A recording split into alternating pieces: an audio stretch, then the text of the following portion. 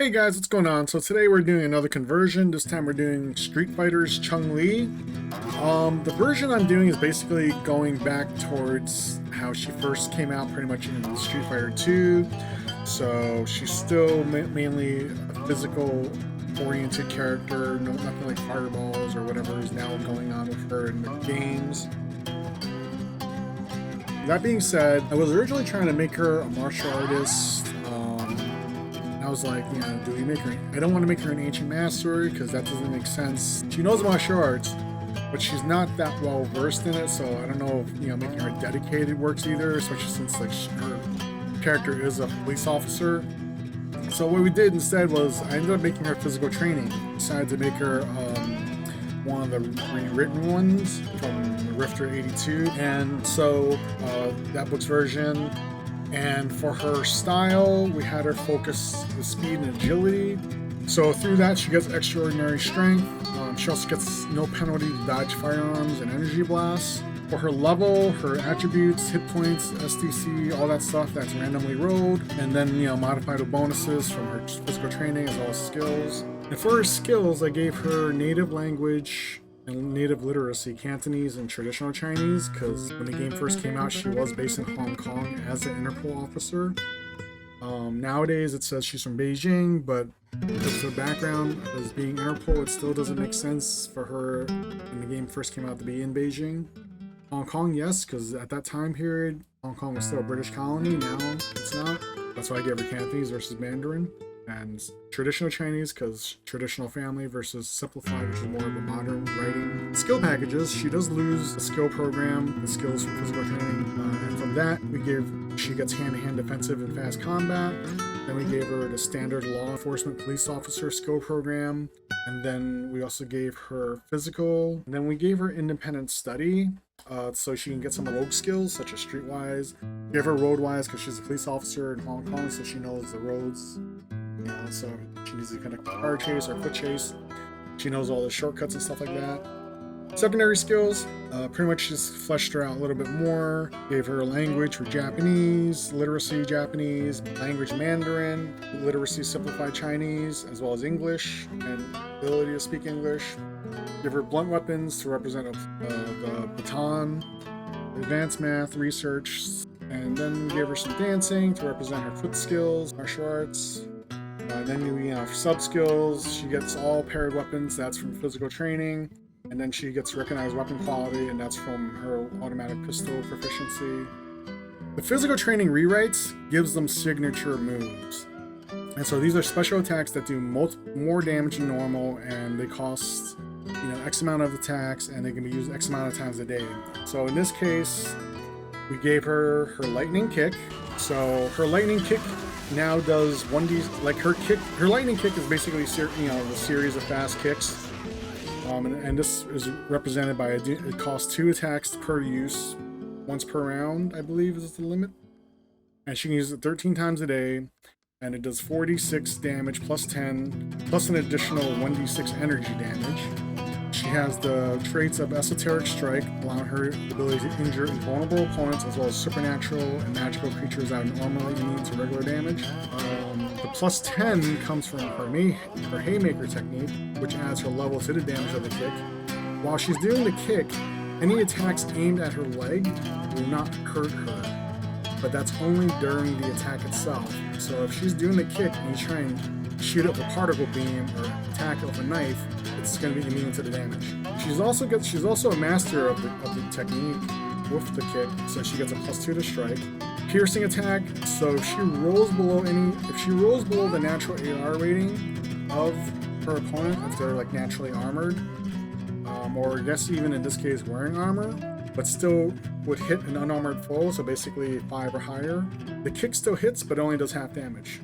On top of that, her kick can do one of 2 effects. She has a signature stomp, which is basically, still doing the kicks, but all within 10 feet of her kick will take half damage from the attack. So on one hand, it's not doing as much damage to her one target, but on the other hand, it's hitting everyone within range, friend or foe. So I guess I don't know. It doesn't say anything about differentiating attack. I'm assuming she would be able to just attack her foes, and her friends should be okay. But you know, play it as how you feel. I think personally, since it is a kick or a series of kicks, she would be able to control who she's attacking versus like everyone being sucked in. And then also she has sweeping strike, which can be the other side effect if you're ignoring signature stomp. And that's basically hitting two people that are standing next to each other with the attack. But she just has her strike bonus halved. But considering she has a plus 13, well, plus this, plus 15 total, yeah, it's still a pretty good chance of hitting. And then her other signature move is her spinning bird kick, which is the thing where she's upside down and doing like a helicopter kick.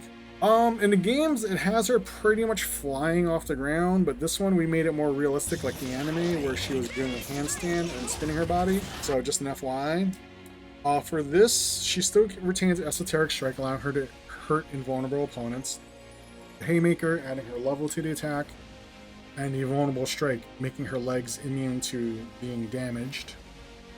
On top of that, anyone hit by the attack gets knocked back 66 plus 10 feet.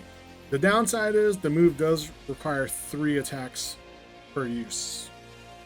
So for physical training, you can choose a bunch of abilities to help differentiate your different characters of that class. So some characters may be better at one thing versus another. And in this case, we spent her abilities on Break Fall, giving her ability to take no damage on a successful Break Fall roll, or half damage if she fails that roll. And you know, that's like any height. Duelist, so she gets a +2 to strike and parry when facing someone one-on-one, which makes sense considering the nature of Street Fighter. It's always been mostly one-on-one matches, unless you're like in the anime or comics and whatever. Extra signature ability. So for regular signature ability, you can use it once per level, but because we put into it 2 more times, she can use a total of 13 times. Now, the book is kind of unclear the way it's written as to whether you have to buy it multiple times per ability.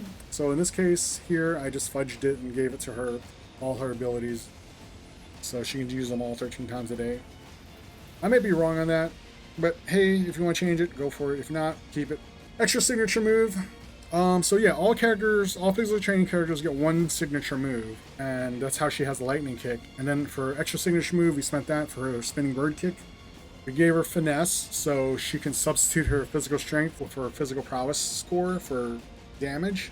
In this case, her physical prowess is at 30 versus her physical training 27. When you swap it out, she'd actually do a +15 to her melee damage with the strength bonus, because of her physical prowess. We also gave her initiative bonus, and so now she has a +3 to her initiative because she's fast. We gave her Kip Up. That way, if you knock her down to her feet, she can get back up without costing an action, which is great for her, especially since she's a speed character. I wasn't sure where else to put the last remaining point, so I put it in stealthy to give her a +10% to prowl, because I think she is kind of like a little bit light on her feet, but I didn't want to sit there like ranking something else up which I didn't think else belonged. But that's pretty much it. We got her birthday, March 1968, so at the time of Street Fighter 2's release, she was, 22, I want to say, 25 at most. And then the games do list her martial art style as Chinese Kempo, but, you know, she also has training in Taekwondo, Capoeira, Wushu, and Shaolin Kung Fu.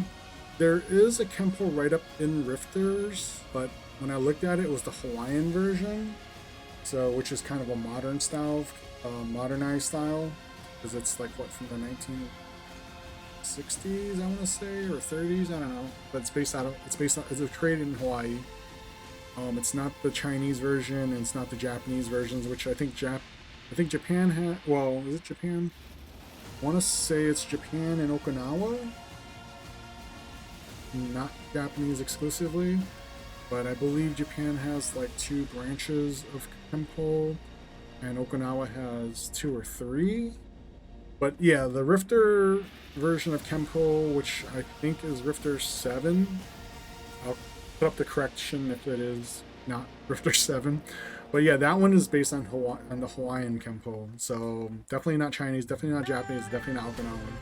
So that partly led to the decision to create her as a physical training. Plus also, the chi katas, the martial art powers in there. I didn't really see much that fit her as the character is in the Street Fighter comics and the cartoons and anime. I mean, there is Muay Thai, which gives her the lightning form kata, but she's not a kickboxer in that sense. So I didn't want to just like randomly give it out when there was a possible better alternative. And I think I did find a better alternative here with the physical training rewrite from Rifters 82. Hope you like it. You know, please check it out. PDF in the link below. And like, comment, and if you haven't already, please subscribe. And I'll try and keep these coming as long as I can. And thank you for taking your time out to listen to me ramble. All right, take care and bye.